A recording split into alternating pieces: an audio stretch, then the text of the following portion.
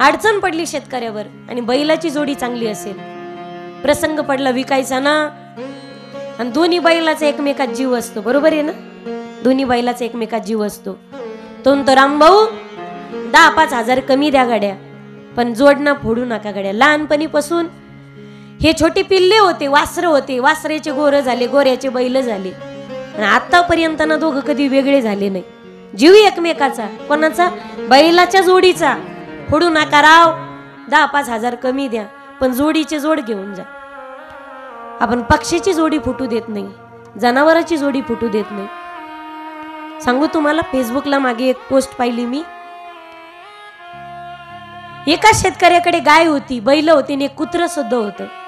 त्या बैलाचं, त्या कुत्र्याचं आणि गायीचं इतकं प्रेम होतं की जणू ते कुत्र स्वतःची आई समजून त्या गायीच्या जवळ जायचं.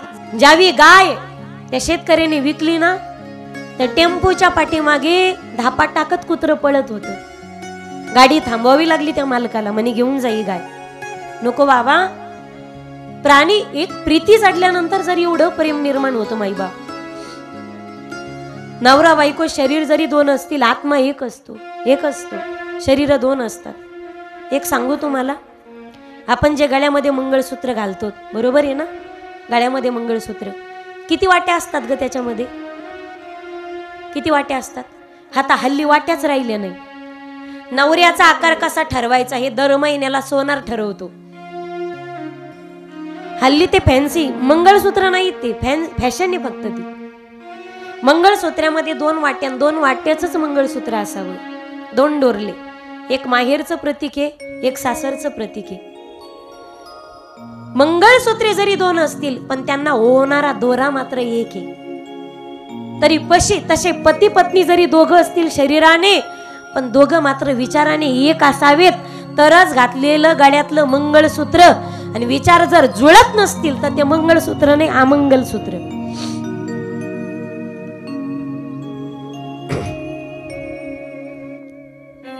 सगळ्यांनी सोडलं तरी चालेल, पण बायकोला नाही ना सोडता येत. आजही पहा तुम्ही, म्हातारपणामध्ये म्हातारं रात्रभर खोकत असलं तर गरम पाणी करून कोण आणि ती?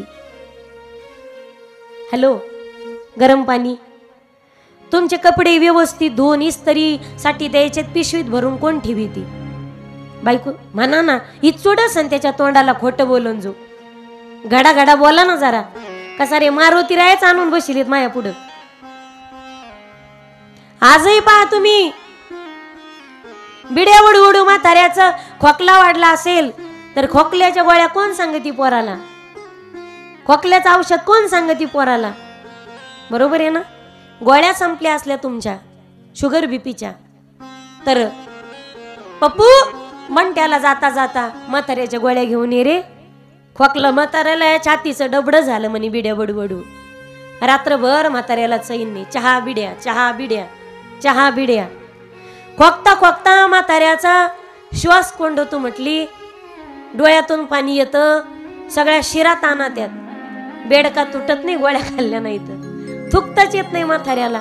जरा कप मोकळं होईल, खोकला, छाती मोकळी होईल, गोळ्या औषध घेऊन ये रे बाळा. कोण सांगत? बायकोच सांगते ना. सगळ्यांनी सोडली तरी हरकत नाही.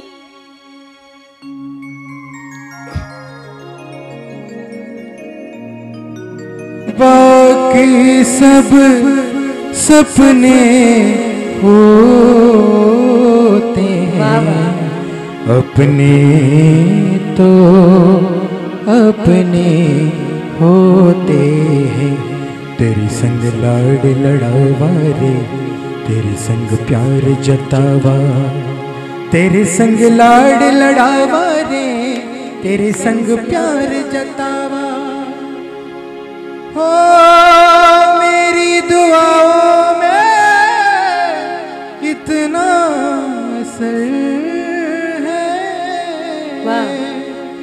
बाकी सब सपने होते हैं, अपने तो अपने होते. वाह वाह. असं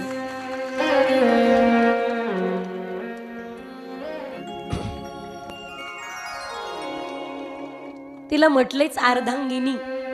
अर्धांगिनी, शरीर दोन असतील पण अर्ध्यांगाची जोडीदार जरी पहा तुम्ही असतील, आत्मा एक आहे दोघांचा. अर्धांगिनी. आणि म्हणूनच म्हटलंय जीवनातल्या तिला अर्ध्याच गोष्टी सांगायच्या, पूर्ण सांगायच्या नाही, पूर्ण सांगायच्या.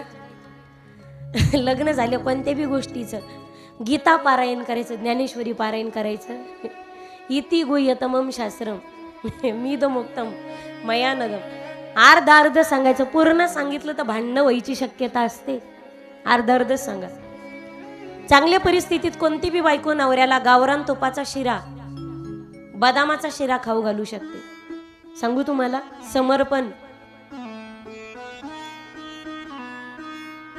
नवऱ्याची गरिबी आल्यानंतर सुद्धा जी नवऱ्याचा अपमान करत नाही, अवमान करत नाही, संकटात सुखात दुःखात ज्याची ढाल बनून पाठीशीच उभी राहते, त्याच्या मागे मागे चालते, कधी कधी खांद्याला खांदा लावून चालते, सगळे दुःख आपण गोठते, ती खरी अर्धांगिनी, जी फक्त सुखात नाही तर दुःखातही असते.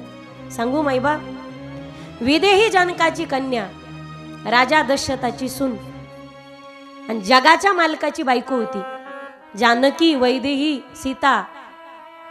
पण तरी सुद्धा 14 वर्षाच्या वनवासामध्ये जेवढा त्रास रामरायाने भोगला तेवढा माझा सीतेने सुद्धा भोगला. प्रत्येक मार्गावर चालत असताना मागे मागे चालत होती. गवताची शेच करून उशाला दगड घेऊन झोपत होती. जे पावलं कधी राजमहालाच्या बाहेर सुद्धा पडले नाही. पण आता अनवाणी पायाने, नवऱ्याच्या पायात चप्पल नाही ना, तर स्वतः सुद्धा अनवाणी पायाने चालत होती. ऊन, गारा, वारा या सगळ्यांचा सामना करत. म्हणून शास्त्रात गीता, ममतेत माता आणि पातिव्रत्यामध्ये सीता यांना तोड नाही. हा भारत देश पतिव्रतांचा देश आहे. पतिव्रता तिलाच म्हणत नाही, पतीचं प्रत्येक म्हणणं ती ऐकते. जी पती करून व्रत करून घेते, भांडती पण एकादशी करून घेते, त्याला भांडती पण चुकीचं वागू देत नाही. शास्त्राच्या भाषेमध्ये पत्नीव्रता, पतीची या माता, अनुसरुणी पतिव्रता. धन्य धन्य पतिव्रता, धन्य पतिव्रता माऊली, जाणे भ्राताराची बोली. प्रत्येक कर्मात दुःखातही पती होता, पण तिने कधी साथ नाही सोडली त्याची. दिवस फिरत असतात माईबाप, ही तर परीक्षा असते गड्या प्रत्येक पत्नीची. कोरोनाने तर एवढं दाखवून दिलं माईबाप, पण पुन्हा संपन्नतेचा काळ आलाच ना सगळ्यांचा. दिवस राहत नसतात, फार वाईट दिवस आलते काही काही वरती. पैसा नाही, अडका नाही, जवळचं कोणी बोलत नाही, आजाराने घेरलंय, काय करावं अशी परिस्थिती निर्माण झाली. पण त्याही काळामध्ये पती पत्नीने एकमेकांची साथ मात्र सोडली नाही. आणि आता सगळ्यांना सुखाचे दिवस आले. हे फळ आहे.